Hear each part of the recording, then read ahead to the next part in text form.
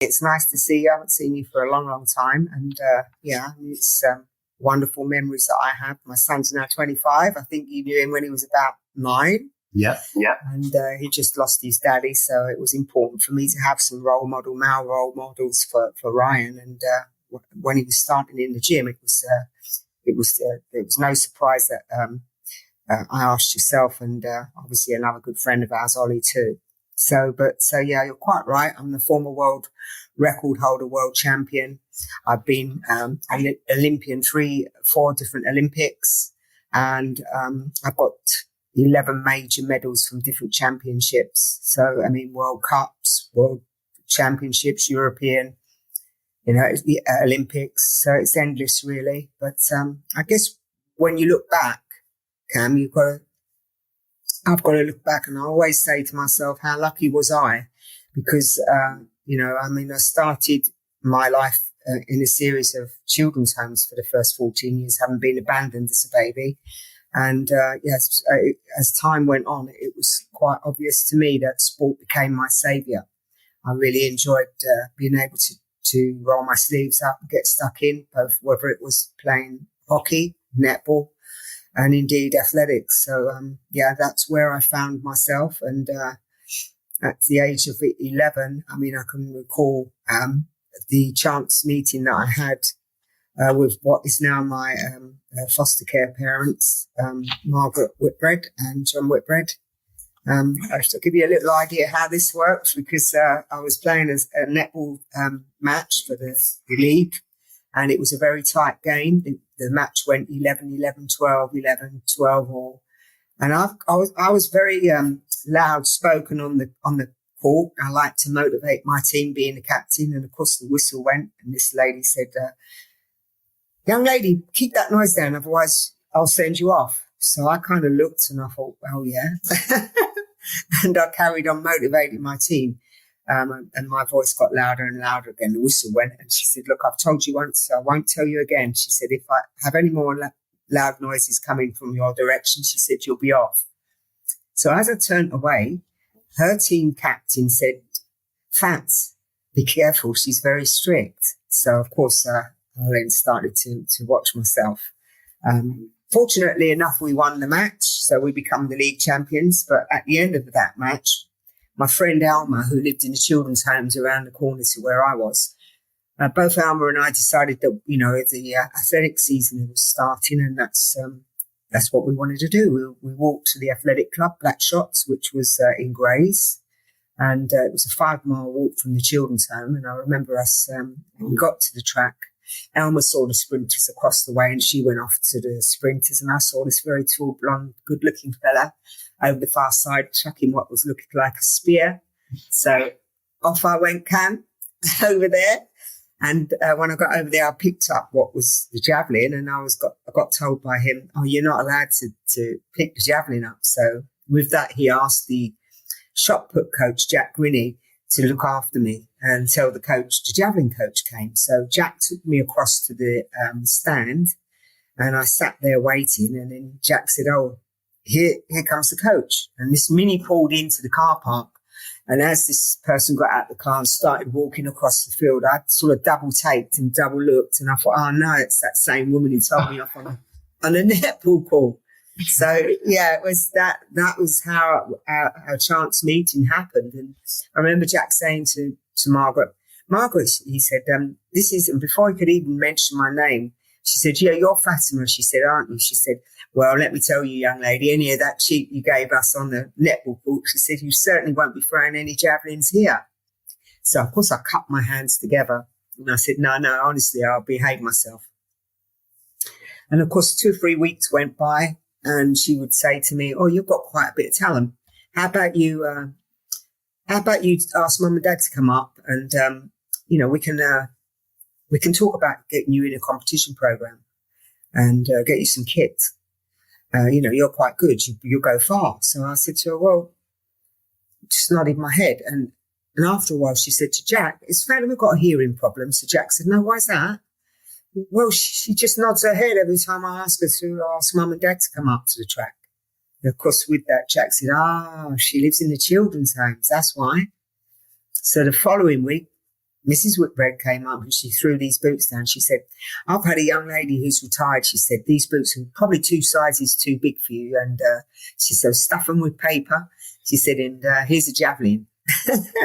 So I thought, wow, nobody's ever given me anything. So that was the first time I've ever experienced some generosity in that way. And I was so eager to get back to the children's home because in the summer season, most of the children that could go home had gone home, and those of us who couldn't, that didn't have a home, we stayed in the institutions, and we had German students that came across that used to help us, while the house parents were on leave. And of course, I sort of managed to get back quickly, and I asked Ingrid to come out into the garden. I said, Ingrid, let me show you how I throw this javelin when I'm up at the track. So I took 2 throws to get it up to the end of the garden. And then I stepped forward and I said, now move out the way. I'm going to give it a really big throw this time. And of course I did. And it went smash through the French windows. So Ingrid's standing there with her head in her hands. And she said, oh no, she said, you're going to be in trouble now with the house parents. And of course I was always in trouble with the house parents because I was quite outspoken and I always used to like to look after the little kids. So I saw myself as being like mini mum. And, so as soon as they came back, I got a month's ban from going to the athletic club. And then I got a message come back through one of the Mrs. Whitbread's team captains in one of the sports. And she said, oh, Mrs. Whitbread thinks you're bunked off with the javelins and sold them. And you're not bothered about coming back anymore. So I thought, I couldn't have this. So I got up at 2:00 one morning in a children's home. And I went downstairs and went to the bureau and I pulled out in my ignorance an airmail envelope. But I said, dear Mrs. Whitbread, sorry, I can't get to the track. I smashed the windows. But one day I'd like to be the best javelin thrower in the world. And I stuck it down and I put Mrs. Whitbread St. Chad's School because that's where she was. And I stuck it under my arm. And when I went out the door that morning, off we went and I posted it through the post box. But it took Cam probably about 2 weeks. I thought, no, she's not got it. It's not reached there. But then I heard when I was playing in the garden, I heard the house auntie saying, no, she's been really naughty. She's not allowed out, blah, blah, blah. But Mrs. Whitbread must have been quite convincing and very, dogmatic about it because in the end I ended up going back to the track within a week. And, after that, she asked me, would I like to go back to see the family, have tea with them, which I did. And then during that summer season, she also asked me if I wanted to stay for a couple of weeks with the family. It was fantastic that fate had it. In the end, she asked me, and so did my dad, my adoptive dad. Would I like to be a part of the family? And of course, my brothers, Greg and Kirk. Greg was only 4 and Kirk was 2, so they only ever really knew me as Big Sis. Yeah. And the funny thing was, they used to say to my mum, Margaret, "Oh, when's Fatima going back? Are you taking her back to the shop? Why can't we? Why can't she live here?" Yeah, exactly. So that's the story, in as much that the chance meeting that I had in sport, and sport, as I say, was my saviour, and it so happened to be my chosen career. And and Mum and my mum was my coach too. I mean, when I first started, my mum was when I lived with the Whitbreads, she was trying to put me off of doing javelin, and she said there's a lot of hard work involved. So I said to her, yeah, but that's what I like. That's me. That's what I enjoy doing. Sport was my saviour, and I still want to do it. And of course, we worked exceptionally hard, and it took me 12 years before I won my first major title. Right. In 1979, European Junior Champion in Bydgoszcz, Poland, which was the first female or male athlete to ever win a throws event for Britain. And of course, as each year went by, I improved. But in 1986, I became, in the qualifying round, broke the world record. And everybody said, "Oh, you got the wrong day." Nobody's ever broken the world record in the qualifying round and then gone back the next day and won. But you see, for me, it wasn't about that. It was a journey. You know, I was excited about the prospect of going back the next day and trying to improve. My horizons were so high.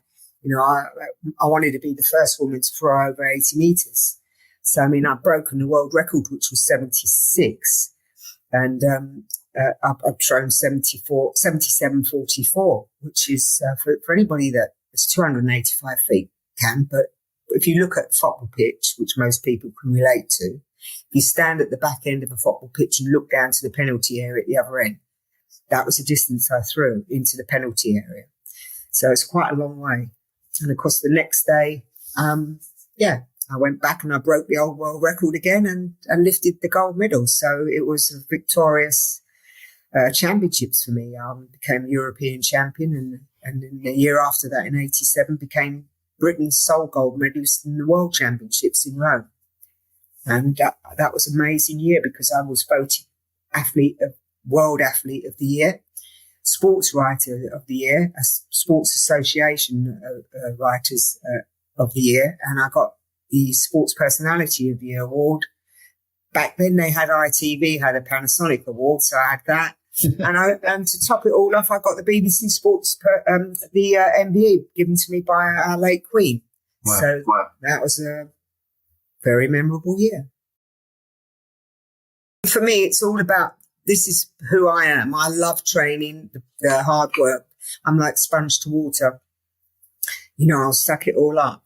And I often, when I talk to the kids, I mean, one of the most important things is for me, it's not just about the winning, the medals. It's the learning, the experience, the journey, because that's self-growth, and that's so important. Learning who you are as a person, how you deal with things, with you know, the pressures and what's bestowed upon you. I mean, it's one thing when you're competing and you're climbing that ladder, nobody's expecting anything from you. But once you've reached the top, the expectations are far greater. You've got your own personal expectation. You've got your friends and family, and you've got the media and the public, and you become like a very big fish in a small pond. So it doesn't matter where you go, even if you go into the supermarket, you're constantly being acknowledged, you know, and, you know, you have to learn to deal with these newfound successes and realize who you are and how you cope. And it's so important. So it's as far as knowing how to apply yourself. It definitely was, yeah. I mean, I lived in children's homes for 14 years, and I guess, you know, I was not protected.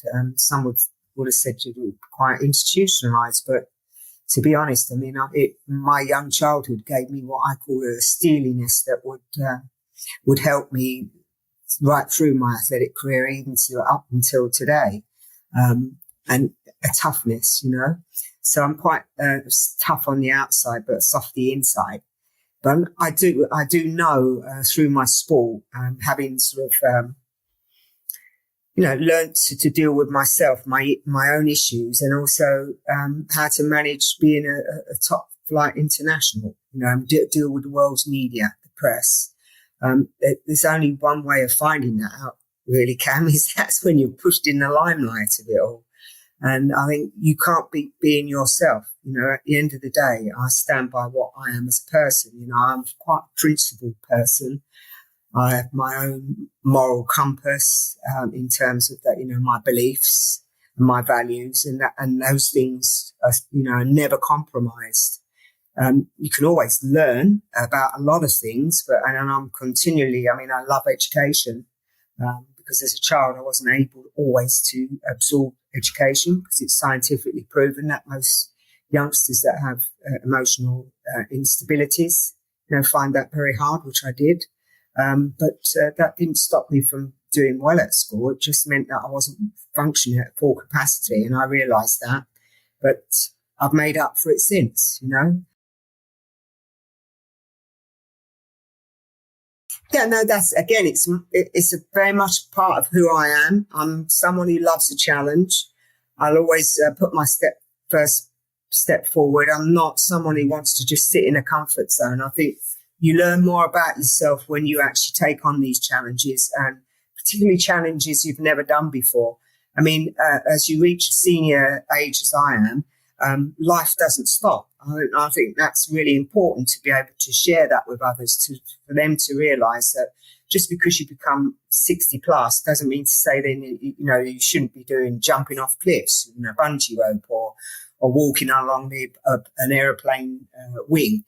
These things that people like to do, why not? I mean, at the end of the day, SAS is very much in line with how I trained. I mean, I used to backpack run all the time. I mean, I'm hardcore when it comes to the gym. When I was snatching 232 and, and squatting well over 500. And we're talking about an athlete here that's trained for 12 years in apprenticeship and getting to that level, not somebody who just walks into a gym. So you've got to have a clear understanding and a knowledge to go with that. And as you know, I mean, as an instructor, you can coach some people that mentally are strong and do anything that you chuck at them. And then there'll be others that have that ability, but they've not got the mindset to go with it. And mindset's key. It's 90% of everything, and I feel that my childhood gave me a lot of that because I was never limited by what I wanted to do. I mean, I was a survivor. I had to be. So, I wasn't closing any doors of opportunities. I would walk through and give it everything a go. Yeah, there's a lot to do with, there's a number of things here. It's not just training, is it? It's diet too. I mean, calorie intake. I mean, I see so many young women, they go on the treadmills, they think they're burning calories, and then they can go off and have a Mars bar, jam donut, and three or four glasses of wine. But those calories, I mean, if they're totting up calories, it doesn't matter if the calories, it is actually what goes in there, and how the body receives it. I mean, I think that training it can help your fitness levels and it can help your cardio system. But as far as balancing a good lifestyle balance with work, play, obviously with what you eat and drink, I mean, it's so important in moderation. I mean, if you're excessively drinking all the time, I mean, sugars is a really bad poison, as we know. I mean, I like my jam donuts, so I mean, I do eat them, but not excessively. So, but I notice the difference when I don't eat a good diet. I don't feel right. I'm not performing well. And psychologically, that's also the case. It can have an effect on your mental well-being too. And I don't think a lot of people take a lot of notice of that, and they should.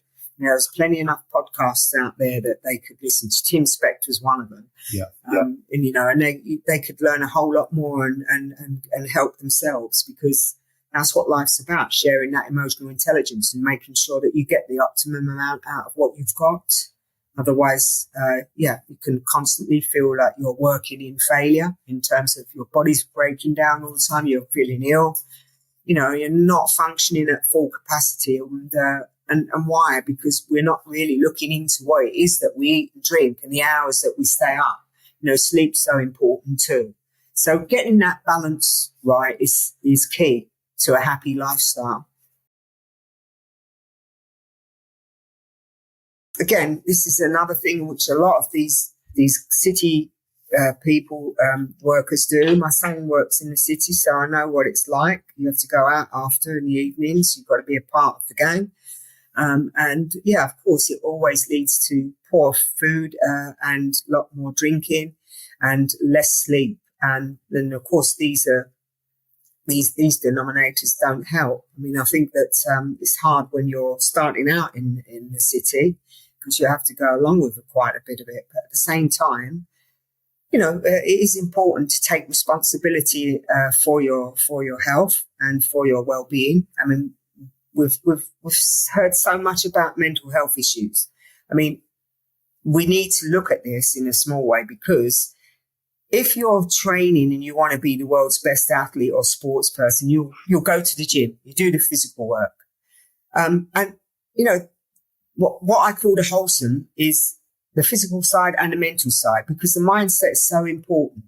So you've got to get that right. And if you're carrying problems, issues and you're not dealing with them as well, they can hold you back, and then of course what happens then is you try to put a band-aid over these problems by masking it with food or drink or, sometimes sex, in excess. Each of us are different. So it's a question of learning about yourself and trying to get that balance right for yourself. And obviously you perform better. It's really simple. It's not difficult. It's science.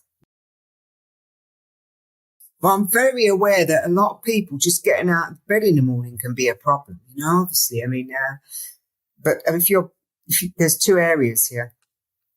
One is to show. If you're showing, at least then you're able to get that routine.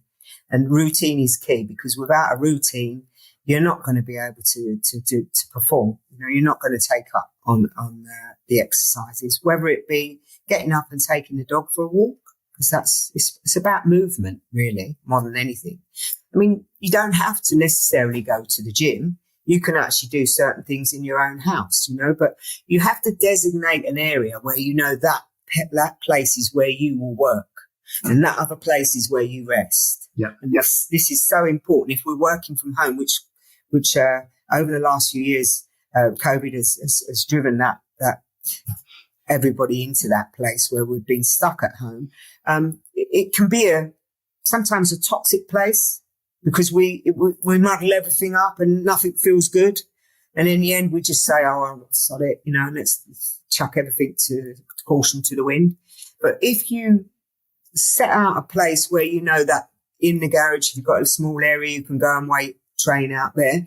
If you haven't got the kit, there's all sorts of manner of things. When I was in the jungle in South Africa just recently, I pick out rocks, different size rocks, and I use those rocks to either do curls or do punches or do overhead claps, or lay down on a tree trunk and do push-ups, sit-ups.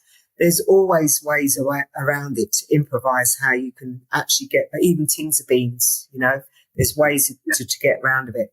And you don't need to do it for hours and hours. If you say 10 minutes, if you start out doing 5 minutes a day, and then you might build up to say 10 minutes.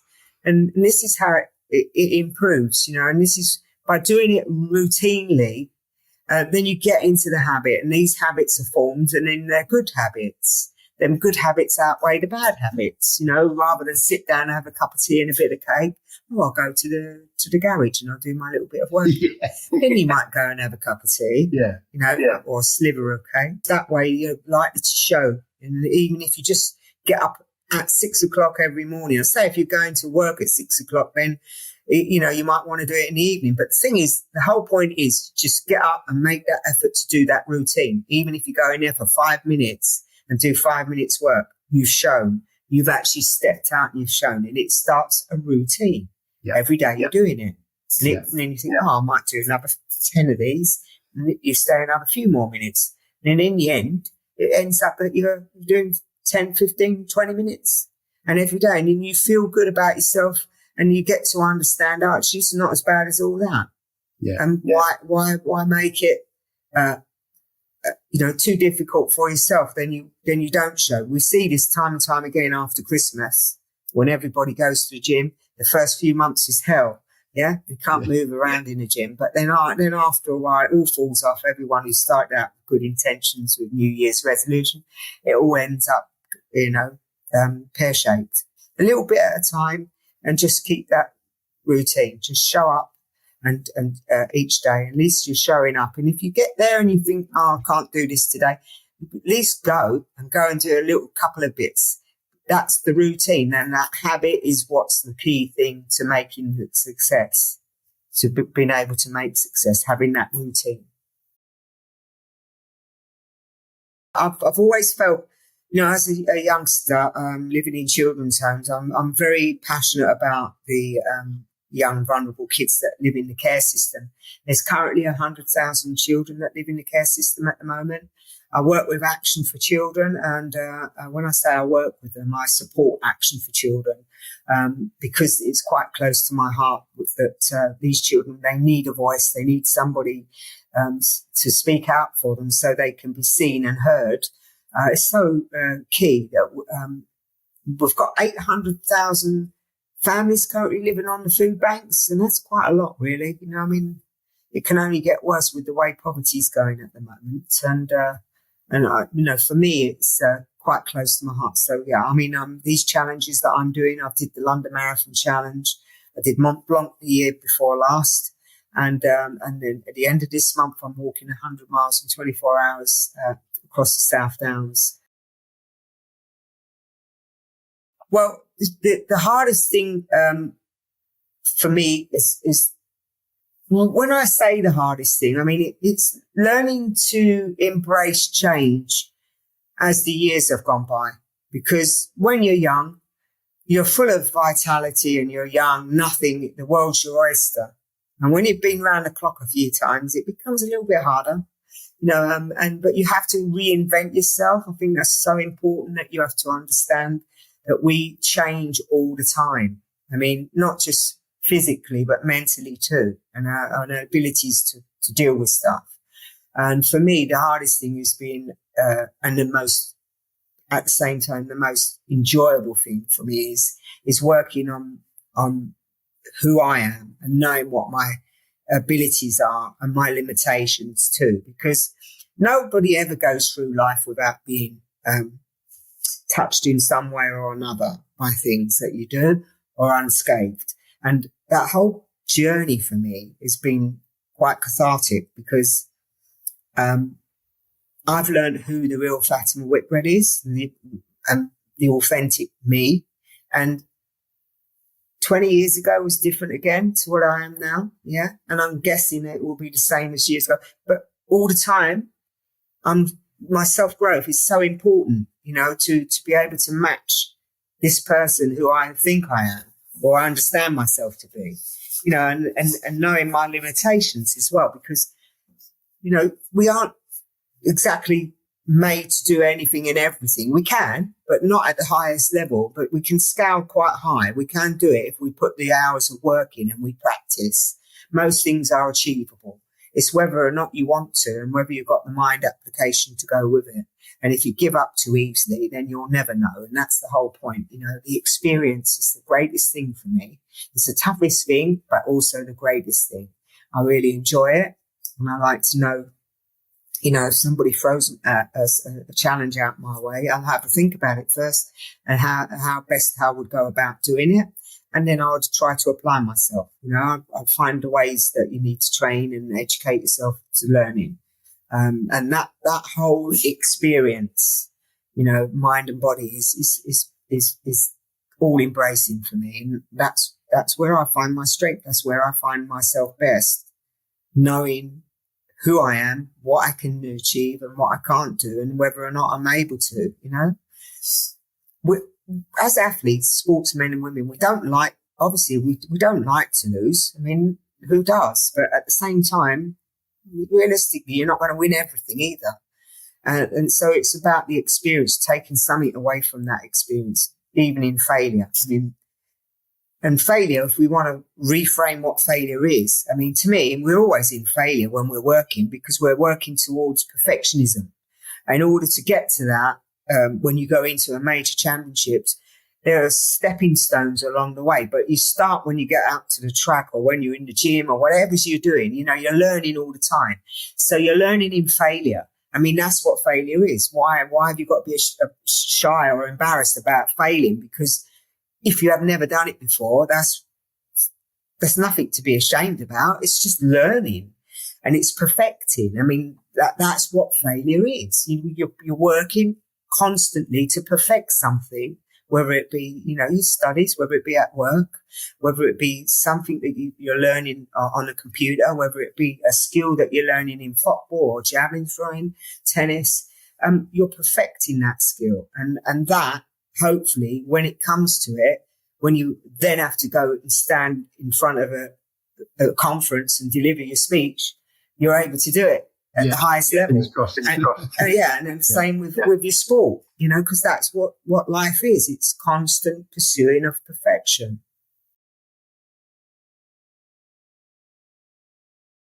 Well, I've always written a daily diary. I journal. I love journalism. I mean, I've got behind me, there's a desk.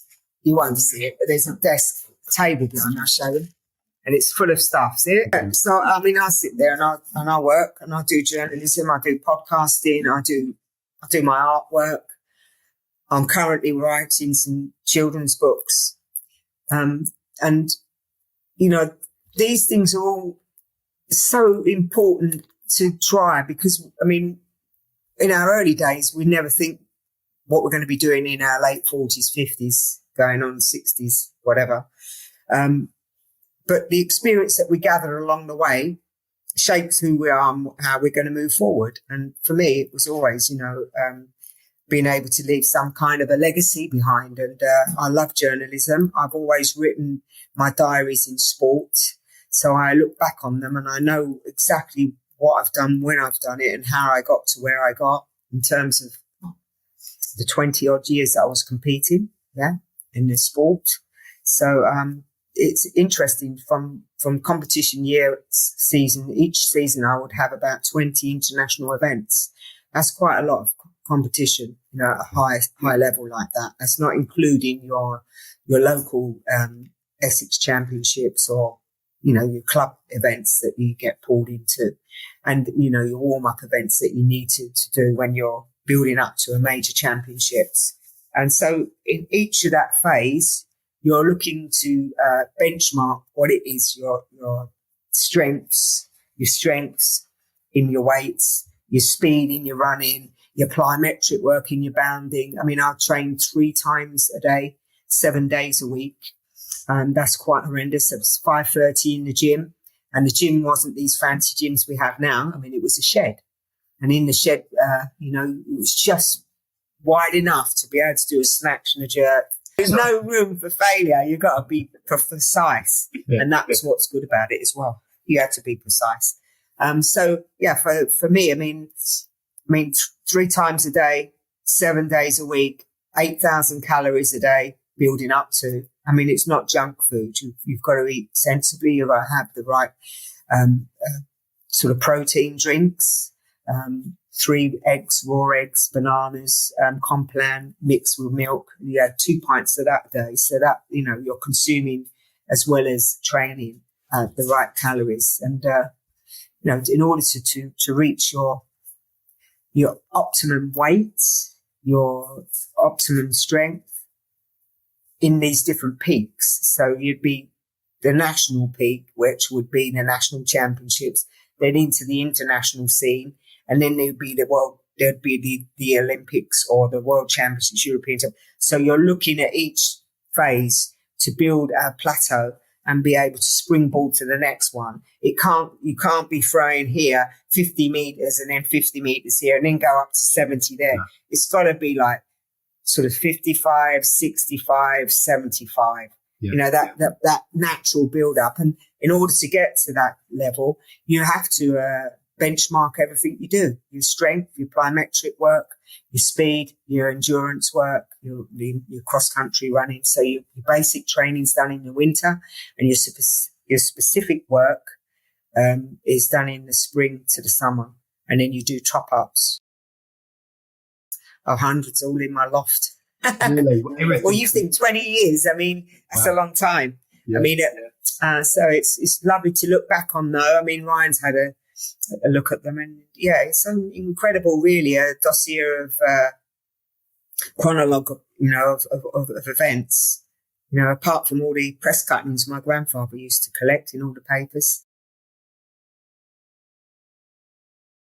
Obviously, I mean, Action for Children. I mean, one of the things I was talking about was looking for more foster carers. If you're thinking about that as sidestepping out of the career that you're in, and maybe this is an opportunity for you, to give a child love and security of a great home. I mean, every child, as I believe, deserves to have a safe and happy childhood. And so we are looking for more foster carers. And Action for Children's website, I mean, you can go on their website, www.org/Action for Children.